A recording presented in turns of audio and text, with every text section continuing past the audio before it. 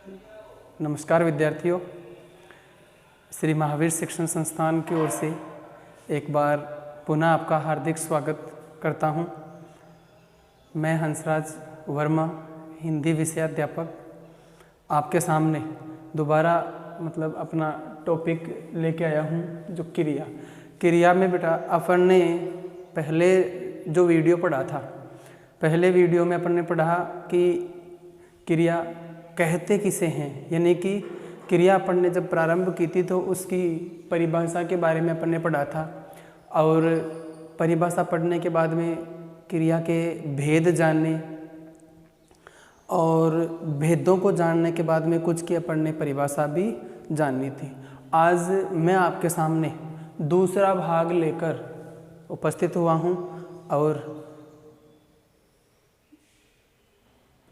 ये एक अच्छी पहल की जा रही है शिक्षण संस्थान की ओर से, जिसमें अगर विद्यार्थियों आपका पूरा सहयोग नहीं होगा तो ये सफल नहीं हो सकती। यानी आपके सहयोग के बिना इस कार्य को सफल करना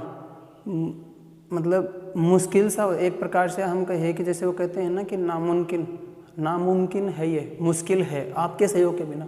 क्योंकि हमारे द्वारा, मेरे साथी अध्यापक गणों के द्वारा जितने भी वीडियो आपको दिए जा रहे हैं, उनको आप एक अपने नोटबुक में, जैसे अपन विद्यालय में रहकर जिस प्रकार से गृह कार्य किया करते थे, उसी प्रकार से आप इसका भी गृह कार्य कर सकते हैं।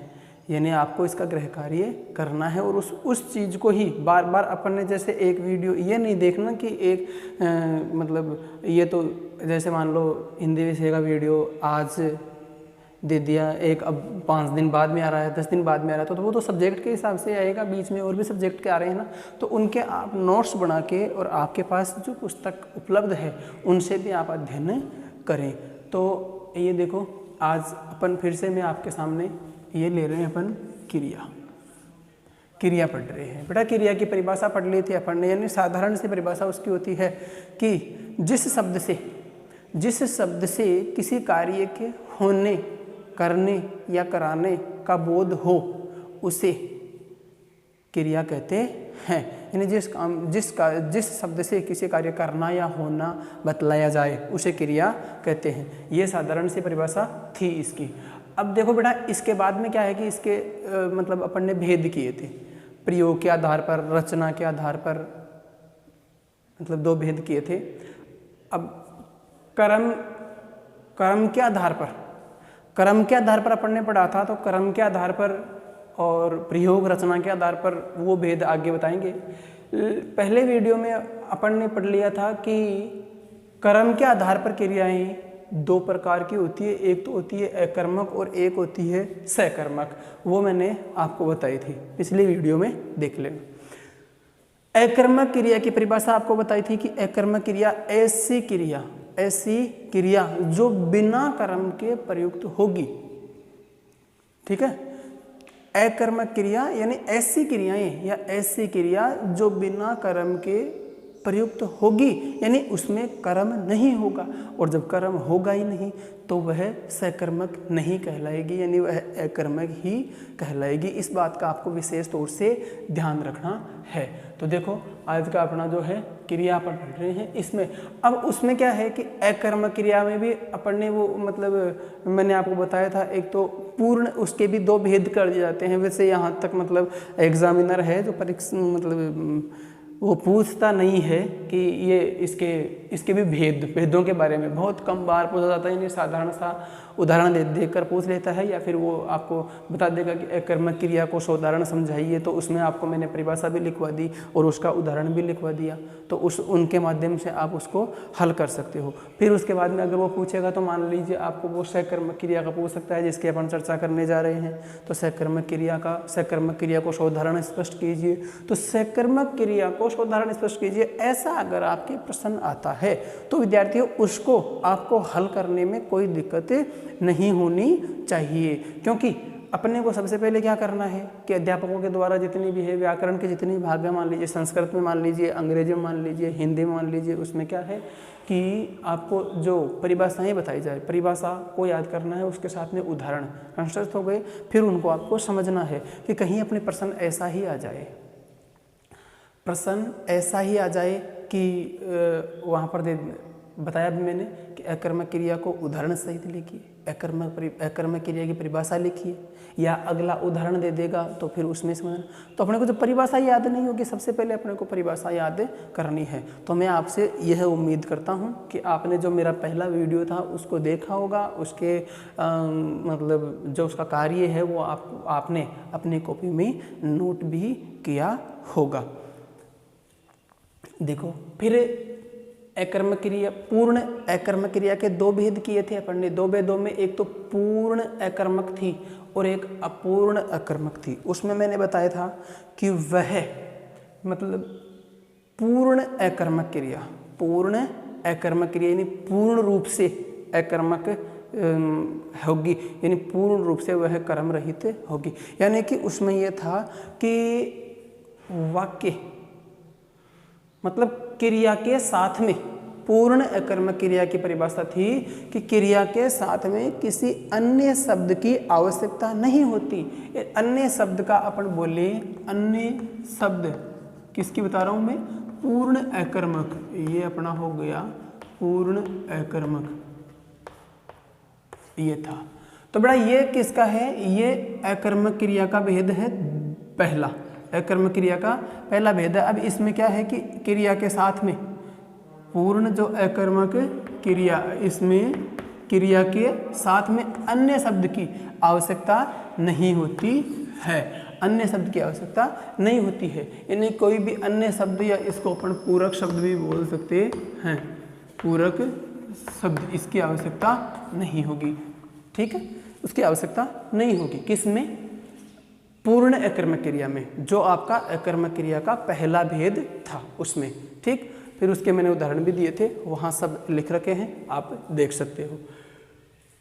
तो अब आता है नंबर 2 बात, अपूर्ण अकर्मक क्रिया। अपूर्ण अकर्मक क्रिया के अपन ने जो परिभाषा पढ़ी थी वो पढ़ी थी कि अपूर्ण अकर्मक क्रिया, उसमें क्या है कि जब वाक्य में क्रिया प्रयुक्त होगी, यानी कि कोई भी क्रिया है वो वाक्य में प्रयुक्त होगी, तो उस क्रिया को पूरी करने के लिए या उस क्रिया का पूरा अर्थ देने के लिए क्रिया के कर्ता के साथ मतलब पूरक शब्द की आवश्यकता होती है, पूरक शब्द की आवश्यकता होती है। वो क्रिया का पूर्ण अर्थ स्पष्ट करने के लिए वो किसमें है, वो अपूर्ण अकर्मक क्रिया में है। तो विद्यार्थियों यहाँ तक अब मैंने पिछले वीडियो में आपको पढ़ा दिया था। अब यहाँ से अपन ले रहे हैं, देखो 2 नंबर की बात आती है, अपूर्ण अकर्मक क्रिया के उदाहरण। अपूर्ण अकर्मक क्रिया के उदाहरण यहाँ देखो, आप भी डाल सकते हो उसमें। ये वो पिछले वाला है, भाग 1 हो गया, ये भाग 2 हो गया, जिससे अपने क्या है कि मतलब अपन कंफ्यूज न रहे कि ये किस में था, इसके बाद क्या आएगा, तो उसको साथ साथ आप लिखते भी चलो। अपूर्ण अकर्मक क्रिया, अपूर्ण अकर्मक क्रिया थी ऐसी क्रियाएं जिनमें मतलब किसी अन्य शब्द की या पूरक शब्द की आवश्यकता होती है, और पूर्ण अकर्मक होगी उनमें अन्य और पूरक शब्द की आवश्यकता नहीं होती है। ये देख लेना आप। तो देखो वह, अब इसका उदाहरण देख रहे हैं पर अपूर्ण अकर्मक क्रिया के उदाहरण। तो इसमें देखो बेटा, ये 1 मिनट के लिए आपको इसको नहीं देखना, इसको नहीं देखना। ये जो होशियार शब्द लिख रखा है, ये जो होशियार शब्द लिख रखा है, इसको आपको नहीं देखना 1 मिनट के लिए, आप इसको मत देखो, ठीक है। अब क्या करना है आपको वाक्य बोलना है। क्या है, क्या लिख रखा है, वह बहुत है, वह बहुत है। क्या है, बहुत, वह बहुत है।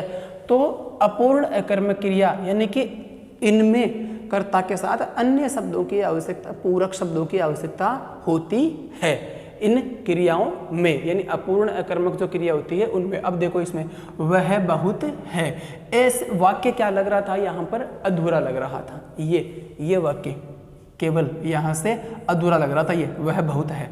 अब इन दोनों के बीच में, यहाँ ये आप भी लिख लेना, तो इन दोनों के बीच, इन बहुत और है के बीच में क्या लिख दिया अपन ने? होशियार।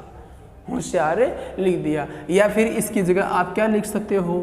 चतुर भी लिख सकते हो।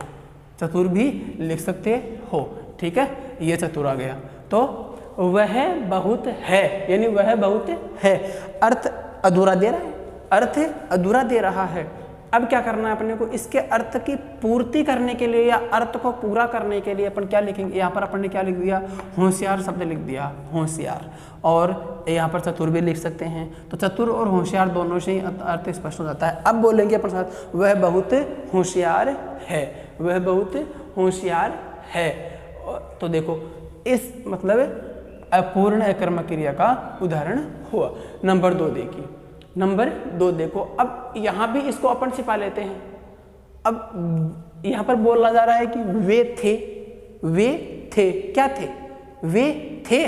तो ये देखो, ये शब्द जो आ रहा है ये इसके अर्थ की पूर्ति कर रहा है, यानी कि इसका अर्थ स्पष्ट करने में या इसके अर्थ को पूर्ण रूप देने में कौन सा शब्द कारगर हो रहा है बेटा?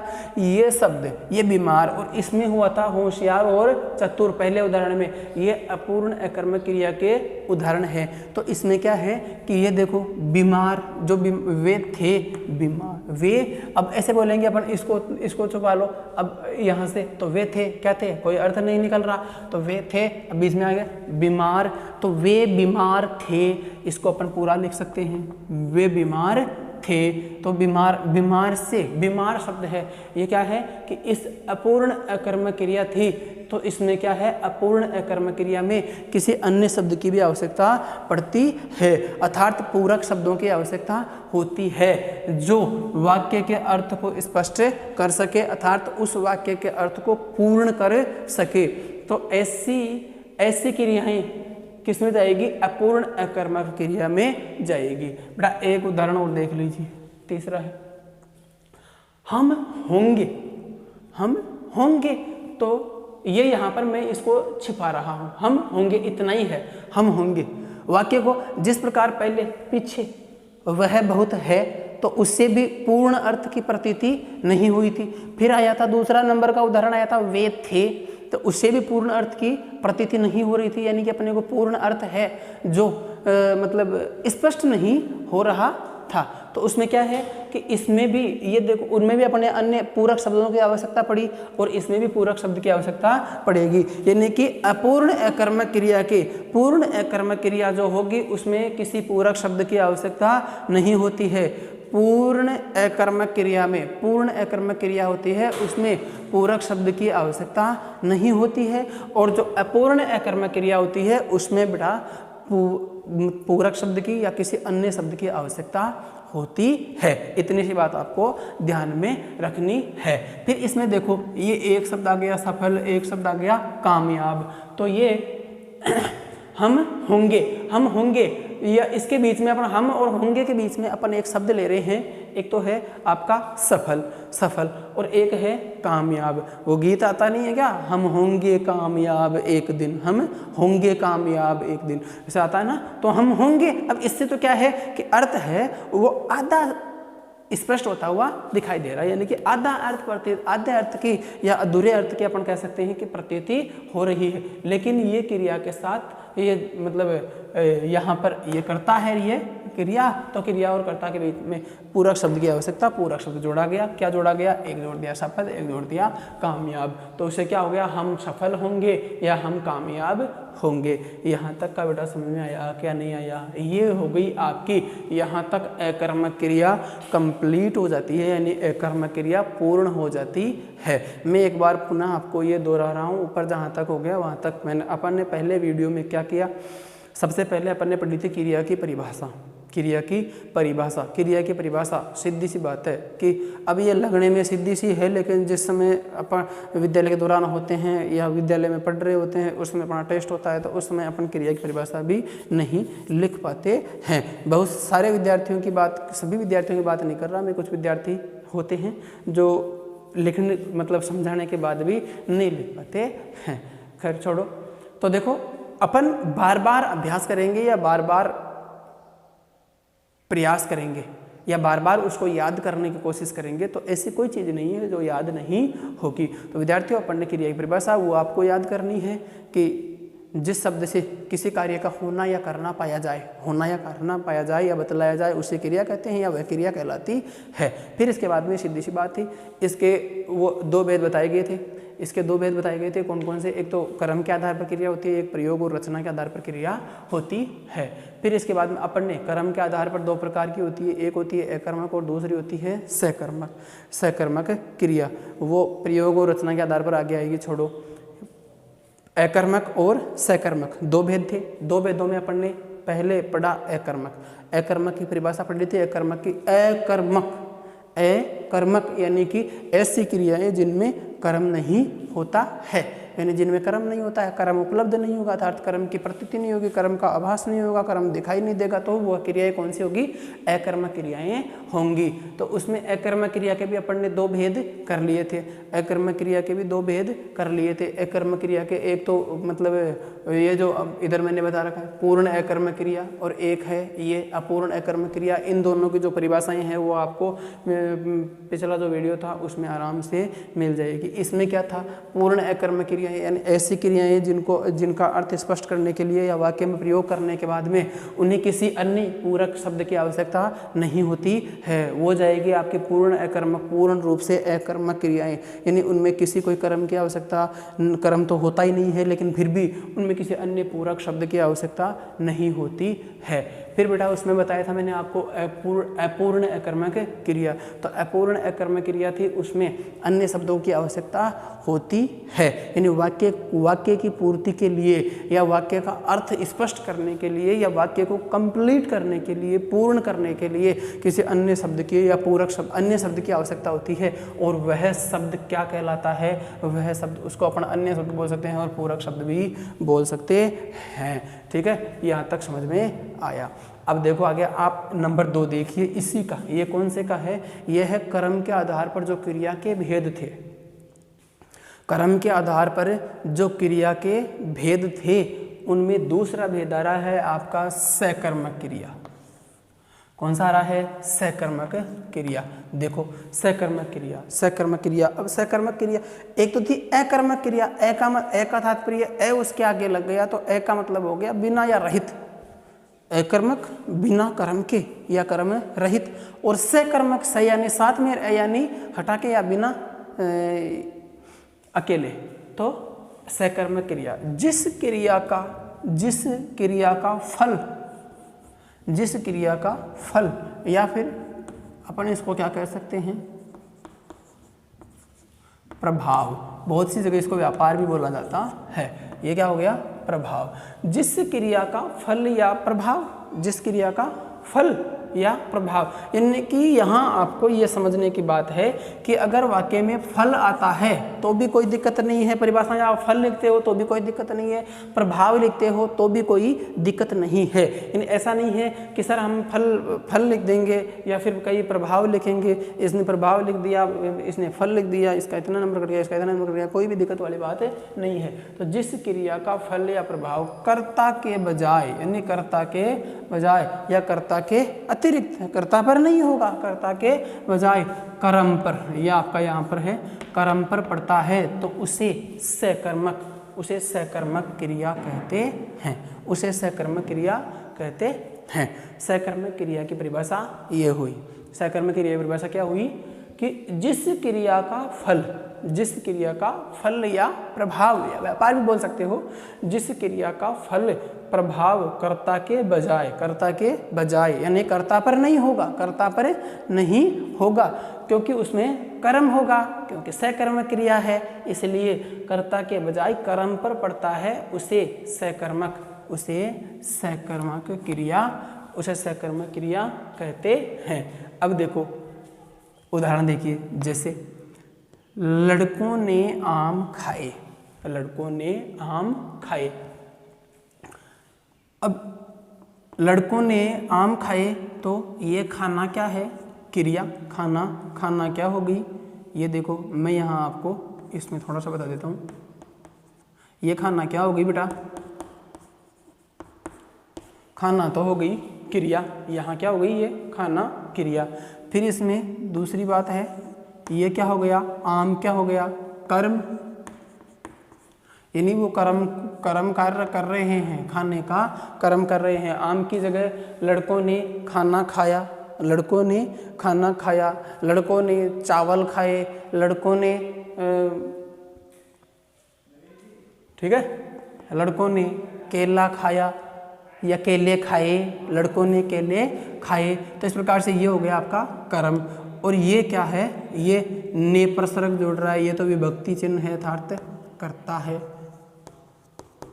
ये हो गया कर्ता। तो इसमें क्या है कि ये लड़कों ने तो प्रसर्ग जुड़ रहा है, प्रसर्ग का मतलब विभक्ति चिन्ह है, वो कर्ता के साथ आता है। तो इसमें ये तो हो गया कर्ता, फिर आम हो गया कर्म, और ये हो गया क्रिया।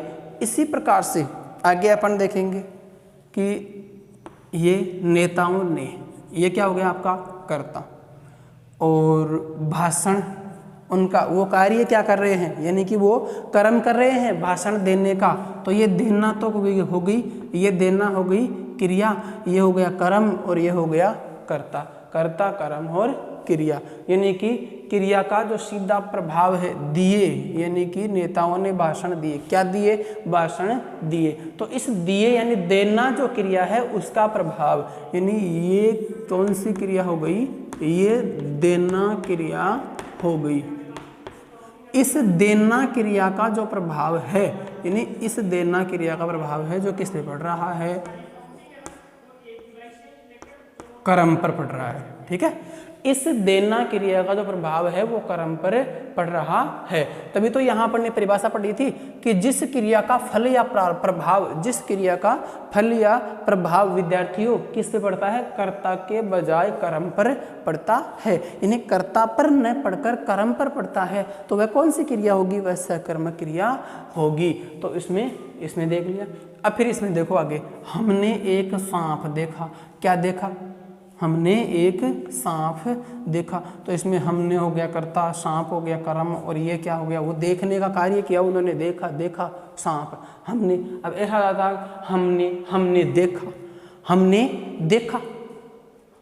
हमने देखा तो बिना उसके आ रही है क्रिया अपूर्ण अकर्मक। ठीक है, तो यह है आपकी सकर्मक क्रिया। यह कर्म, ऐसी क्रियाएं जिनमें कर्ता भी होगा, कर्म भी होगा और क्रिया भी होगी। क्रिया तो आएगी ही। तो उस क्रिया का प्रभाव है जो कर्ता के बजाय कर्म पर पड़े, उसे क्या कहलाती है? वह सकर्मक क्रिया कहलाती है। अब आते हैं बात अपनी, देखो इसमें बेटा क्या होता है? यहाँ तक हो गया कंप्लीट, यानी कि जो कर्म के आधार पर क्रिया थी उसका अपन दूसरा भेद पढ़ रहे थे, और दूसरा भेद था सकर्मक क्रिया। उसकी परिभाषा पढ़ी और उदाहरण पढ़े। ठीक है, अब देखो सकर्मक क्रिया के 3, सकर्मक क्रिया के भी जिस प्रकार से अकर्मक क्रिया के 2 उपभेद थे, उसी प्रकार से सकर्मक क्रिया के भी 3 उपभेद होते हैं, जिनमें पहला होता है एक कर्मक क्रिया। एक कर्मक क्रिया यानी कि क्रिया होगी, और कौन सी? एक कर्म वाली क्रिया होगी, एक कर्म वाली। और देखो दूसरा है द्विकर्मक क्रिया। ऐसी क्रियाएं जो वाक्यों में 2 प्रयुक्त होगी, 2 क्रियाएं साथ। द्विकर्मक क्रियाएं यानी कि एक कर्म वाली क्रिया, और ये यहाँ पर द्विकर्म वाली क्रिया, यानी कि इनमें 2 कर्म होंगे। 2 कर्म, इसमें एक कर्म होगा और इसमें 2 कर्म होगा। द्विकर्मक यानी 2 कर्म, और ये यहाँ पर एक कर्म। इस 2 कर्म वाली द्विकर्मक या इसे 2 कर्म वाली या इसे बहुकर्मक भी कहते हैं, ध्यान में रखना। तो ये हो गई 2 कर्म वाली, ये हो गई एक कर्म वाली, यानी कि ऐसी क्रियाएं जिनके साथ एक कर्म प्रयुक्त होगा और इसमें 2 कर्म प्रयुक्त होंगे। फिर आगे है अपूर्ण सकर्मक क्रिया। अपूर्ण सकर्मक क्रिया, अपूर्ण सकर्मक क्रिया यानी कि वह उसमें वो कर्म दिखाई नहीं देगा, तो वह क्या होगी? अपूर्ण होगी। और सकर्मक तो होगी लेकिन वह अपूर्ण होगी। बेटा आगे देखो, सकर्मक क्रिया के 3 उपभेद होते हैं, यहाँ तक अपन ने पढ़ा। इसमें आपका पहला जो आ रहा है एक कर्मक क्रिया आ रहा है, दूसरा आ रहा है द्विकर्मक क्रिया, तो और तीसरा था आपका अपूर्ण सकर्मक क्रिया। देखिए एक कर्मक क्रिया, ये यहाँ एक कर्मक क्रिया, इस सकर्मक क्रिया का भेद आ रहा है। एक कर्मक क्रिया जिस वाक्य में, यानी कि ऐसा वाक्य जिस वाक्य में क्रिया के साथ उसका एक ही कर्म हो, जिस वाक्य में क्रिया के साथ, यानी कि ऐसा वाक्य होगा जिसमें, ऐसा वाक्य जिसमें क्रिया के साथ उसका एक ही कर्म हो, क्रिया के साथ यानी वाक्य में क्रिया के साथ उसका एक ही कर्म हो, उसे एक कर्मक यानी एक कर्मक सकर्मक, सकर्मक तो होगी, एक कर्मक क्रिया कहते हैं। जिस वाक्य में क्रिया के साथ उसका एक ही कर्म हो, उस क्रिया में एक कर्मक में कितने आएंगे, एक ही कर्म आएगा। तो जिस वाक्य में क्रिया के साथ उसका एक ही कर्म हो उसे एक कर्मक या सकर्मक क्रिया कहते हैं। जैसे अब यहाँ देखो, जैसे राजेश आम खाता है, राजेश आम खाता है, तो राजेश तो क्या हो गया, कर्ता हो गया, और आम क्या हो गया, कर्म हो गया। क्या खा रहा है, आम, और खाता है, खाना जो है वो क्रिया हो गई। तो ये क्रिया और इसमें एक कर्म और ये कर्ता है ही। फिर इसके बाद में मोहन गाना सुनता है, मोहन गाना सुनता है, मनोज पुस्तक पढ़ता है, मनोज पुस्तक पढ़ता है। यहाँ लिख लिया अपने राजेश आम खाता है, मोहन गाना सुनता है, मनोज पुस्तक पढ़ता है, मनोज पुस्तक पढ़ता है, राकेश फिल्म देखता है, ठीक है, या पिक्चर देखता है। तो वो उसके बाद देखो मोहन हो गया कर्ता, और गाना क्या हो गया, वह क्या कर रहा है ना, लगाते हैं ना कानों में लीड लगा के फिर सुनते हैं कि गाना सुन रहा हूँ, क्या कर रहा हूँ, गाना सुन रहा हूँ। तो देखो गाना, तो गाना क्या हो गया कर्म, और सुनना क्या हो गई क्रिया। तो सुनना क्रिया, ये क्रिया हो जाएगी, ठीक है, यहाँ ये क्रिया, सुनता है क्रिया, ये हो जाएगी कर्म, और ये हो जाएगा कर्ता, ठीक है, कर्ता और कर्म और क्रिया। तो बेटा एक बार पुनः ध्यान दीजिए, एक कर्मक क्रिया जिस वाक्य में क्रिया के साथ उसका एक ही कर्म हो, यानी ऐसे वाक्य होंगे जिनमें क्रिया के साथ उनका एक ही कर्म होगा, अर्थात एक कर्म जिन वाक्यों में होगा उसे एक कर्मक या वह एक कर्मक, सकर्मक तो होगी क्योंकि कर्म आ रहा है, तो एक कर्मक कोष्टक में मैंने लिख दिया, वहाँ पर सकर्मक क्रिया कहते हैं। जैसे आपको उदाहरण बता दिए, राजेश आम खाता है, मोहन गाना सुनता है, इसके अलावा मैंने बताया मनोज पुस्तक पढ़ता है, मतलब राम क्रिकेट खेलता है, और दिनेश पिक्चर देखता है, फिल्म देखता है, ठीक, ये है। अब इसके बाद में इसका सकर्मक क्रिया के 3 उपभेद होते हैं, 3 उपभेद थे, उनमें से अपन ने एक पढ़ लिया। दूसरा देखो, सकर्मक क्रिया के 3 उपभेद होते हैं, उनमें कौन सा देख लिया, पहला देख लिया और दूसरा। अब देखो दूसरा क्या है, द्विकर्मक क्रिया। द्विकर्मक क्रिया, यहाँ मैंने आपको पहले बताया कि सकर्मक क्रिया के 3 उपभेद होते हैं, 3 उपभेदों में एक कर्मक होता है, दूसरा द्विकर्मक होता है, और तीसरा अपूर्ण सकर्मक होता है, यानी कि ये एक कर्मक और द्विकर्मक। एक कर्मक में क्या होगा, एक ही कर्म होगा, यानी कि क्रिया के साथ एक कर्म प्रयुक्त होगा। द्विकर्मक में क्या होगा, क्रिया के साथ 2 कर्म प्रयुक्त होंगे। द्विकर्मक में क्रिया के साथ 2 कर्म प्रयुक्त होंगे, द्विकर्मक क्रिया, तो 2 कर्म होंगे। अब देखो यहाँ कुछ ऐसा ही आपके सामने देखने को मिल रहा है। द्विकर्मक क्रिया, कुछ वाक्यों में क्रिया के साथ, कुछ वाक्यों में, ऐसे कुछ वाक्य होंगे, कुछ वाक्यों में क्रिया के साथ उसके 2 कर्म, ये देखो यहाँ उसके 2 कर्म होते हैं। दोनों के बिना वाक्य का, दोनों के बिना यानी कि जो दोनों कर्म होंगी, जो 2 कर्म है, यहाँ देखो परिभाषा में, कुछ वाक्यों में क्रिया के साथ उसके 2 कर्म होते हैं, उसके 2 कर्म होते हैं। तो दोनों के बिना वाक्य का अर्थ स्पष्ट नहीं हो पाता है। दोनों के बिना वाक्य का अर्थ स्पष्ट नहीं हो पाता है। वाक्य का अर्थ स्पष्ट नहीं हो पाता है, यानी कि दोनों कर्म के बिना। पहले में था एक कर्म और दूसरे में है दो कर्मक, यानी कि द्विकर्मक आ गया ना। तो अब इसमें है कि यह हो गया यहाँ से कि ऐसे वाक्य जिनमें कुछ वाक्य होंगे ऐसे जिनमें दो कर्म होंगे और दोनों के बिना वाक्य का अर्थ स्पष्ट नहीं हो पाता है। जैसे उदाहरण पहला अपन देख लेते हैं। ये उदाहरण है आपको, धनी पुरुष याचक को रुपया देता है। याचक को रुपया देता है। देखो, धनी पुरुष, कैसा पुरुष? धनी पुरुष। पुरुष की विशेषता बताई जा रही है, वो कैसा है पुरुष? धनी, धनवान है। तो पुरुष कैसा है? धनी। धनी पुरुष। याचक, याचक कौन होता है? याचना करने वाला, भिखारी। तो याचक को रुपया देता है।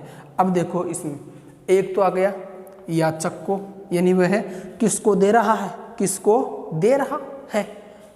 दो कर्म आ रहे हैं ना, दो कर्म। एक तो यहाँ से कि क्या दे रहा है, इससे अपन किसको देता है, तो यहाँ से अपन ने पूछा किसको देता है, किसको देता है।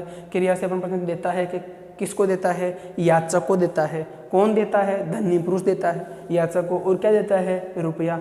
अब देखो यहाँ याचक, ये हो गया सजीव कर्म, यानी कि ये हो गया सजीव कर्म, और ये रुपया देता है, ये हो गया निर्जीव कर्म।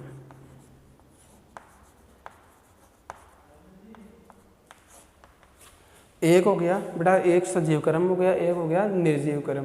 यानी धनी पुरुष, या अपन यहाँ पर ऐसे भी लिख, जरूरी नहीं है आप धनी पुरुष ही लिखो, यहाँ पर लिख सकते हो आप धनवान व्यक्ति। धनवान व्यक्ति याचक को रुपया देता है, ये हो जाएगा इसका। तो दो कर्म हो गए कि नहीं हो गए। इसी प्रकार से अब आ रहा है, देखो अध्यापक, ये क्या है? कर्ता।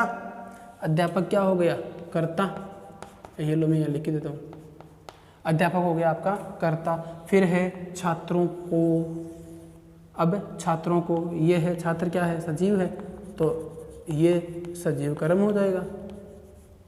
और ये हिंदी निर्जीव है, तो निर्जीव कर्म हो जाएगा। ये ठीक है। देखो यहाँ से पुनः देखिए एक बार दोबारा इसके मतलब अपन सकर्मक क्रिया के जो तीनों बे थे ये आपके सामने लिखे हुए हैं। और एक कर्मक क्रिया, जिस वाक्य में क्रिया के साथ उसका एक ही कर्म हो, क्रिया के साथ उसका एक ही कर्म हो, उसे एक कर्मक सकर्मक क्रिया कहते हैं। जैसे राजेश आम खाता है, या राकेश आम खाता है, ठीक है, या मोहन आम खाता है, मदन आम खाता है, कुछ भी कर सकते हो यहाँ, ठीक है। इसकी जगह ये ज़रूरी नहीं है, आप अपने ग्रुप में दूसरा नाम भी लिख सकते हो।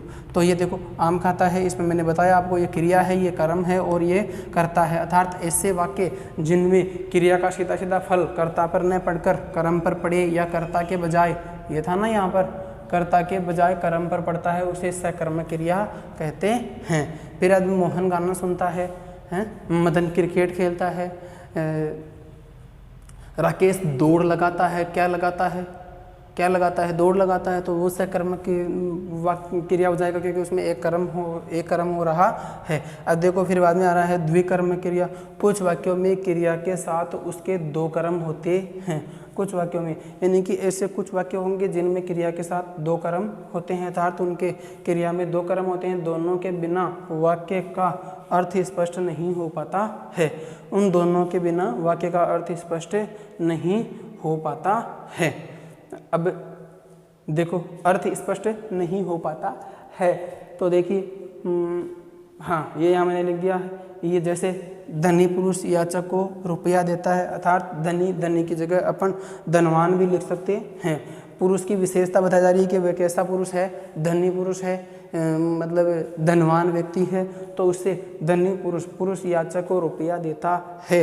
अर्थात वह याचक का मतलब क्या होता है, भिखारी, याचना करने वाला, और उसको रुपया देता है। तो रुपया क्या है, निर्जीव है, इसलिए निर्जीव कर्म, और ये याचक क्या है, सजीव है, इसलिए सजीव कर्म। वाक्य में 2 कर्म है, अपने को पता लग रहा है, और वो हो गई देना, हो गई क्रिया। इसी प्रकार से अध्यापक अब धनी पुरुष, धनी, इसको एक बार यहाँ से धनी पुरुष और इसको याचक को छोड़ दो, धनी पुरुष रुपया देता है। किसको देता है, ऐसे ही बांट देगा वो सभी को? नहीं, वाक्य का अर्थ अधूरा नहीं होना चाहिए बेटा, वाक्य का अर्थ पूरा ही निकलना चाहिए। तो इन वाक्यों में क्या है कि जिनमें 2 कर्म होंगे उनमें एक कर्म के बिना वाक्य का अर्थ अधूरा सा लगता है, अधूरा सा होता ही है, लगता क्या है अपने को ऐसे। अब फिर बाद में यह है, यानी कि धनी पुरुष याचक को मैं यहाँ रुपया छुपा दूँ तो देता है, धनी पुरुष याचक को देता है, तो देने में तो जरूरी थोड़ी वो रुपया देगा, वो कपड़े भी दे सकता है, अनाज भी दे सकता है, उसको खाना भी खिला सकता है, और अन्य भी क्रिया है और अन्य कर्म भी उसके कर सकता है। अपने को ध्यान रखना है। तो समझ आया यहाँ तक कि इसके बिना इसका ये अधूरा होता है। फिर बाद में है अध्यापक इसमें करता है और छात्रों को हिंदी पढ़ाता है। अब अध्यापक छात्रों को पढ़ाता है, छात्रों को पढ़ाता है मतलब मुख्य विषय की बात तो नहीं आई ना, यहाँ मुख्य विषय की बात तो नहीं आई। अब अध्यापक छात्रों को पढ़ाता है, यानी कि पूरे विद्यालय में जितने छात्र हैं उनको अध्यापक पढ़ाता है, यानी अकेला अध्यापक ही पढ़ाता है, ऐसा नहीं होता, यानी वाक्य का अर्थ स्पष्ट नहीं हो पाता है। तो यहाँ देखो, यहाँ मैं इसको यहाँ छुपा रहा हूँ इसको, अध्यापक हिंदी पढ़ाता है। किन को पढ़ाता है, अध्यापक हिंदी पढ़ाता है। यहाँ तो क्या पढ़ाता है, ये तो हो गया हिंदी पढ़ाता है, कि किन को पढ़ाता है, कि छात्रों को पढ़ाता है। तो दोनों में से एक भी नहीं होगा, अर्थात चाहे निर्जीव कर्म न हो चाहे सजीव कर्म न हो, दोनों में से एक कर्म भी नहीं होगा, तो बेटा उसका अर्थ स्पष्ट नहीं हो पाएगा, उसका अर्थ स्पष्ट नहीं हो पाएगा।